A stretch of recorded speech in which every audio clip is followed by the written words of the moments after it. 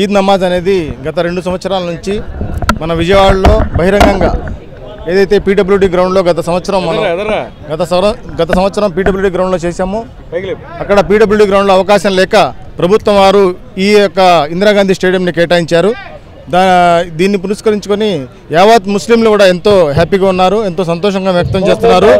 అయితే ఈరోజు ప్రతి ఒక్కరికి కూడా హిందూ ముస్లిం క్రైస్తవ సోదరులందరికీ కూడా బక్రీద్ శుభాకాంక్షలు తెలియజేస్తున్నాను. అదేవిధంగా సర్వ మతాలు కూడా మంచిగా అన్యోన్యంగా సంతోషంగా ఉండాలని ఈ సందర్భంగా నేను అల్లాహ్ తాలా వేడుకుంటున్నాను. ఈ ప్రార్థనకి దాదాపుగా 20,000 మంది హాజరయ్యారు.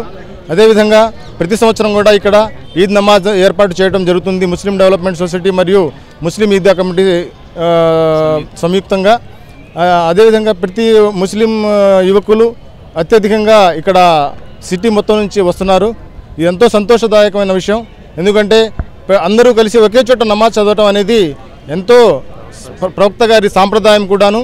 అదేవిధంగా మనం అందరం ఒక చోట కలిస్తే అందరి మనసులు కలుస్తాయి, అందరిలో అన్యోన్యత ఏర్పడుతుంది, ఐక్యతా భావం వస్తుంది అనే ఉద్దేశంతో ఈ యొక్క నమాజ్ అనేది ఏర్పాటు చేయడం జరుగుతుంది.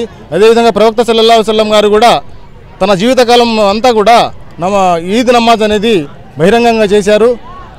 కేవలం 5 పూటల నమాజ్ చదివేది కేవలం మసీదులోనే, పండుగ పూట మాత్రం 6 బయట చదవాలి అనేది ప్రవక్త గారి సాంప్రదాయం ప్రకారం ఈ నమాజ్ను ఏర్పాటు చేయడం జరిగింది. ఈ సందర్భంగా యావత్ ముస్లిం సోదరులకు బక్రీద్ శుభాకాంక్షలు తెలియజేస్తున్నాను.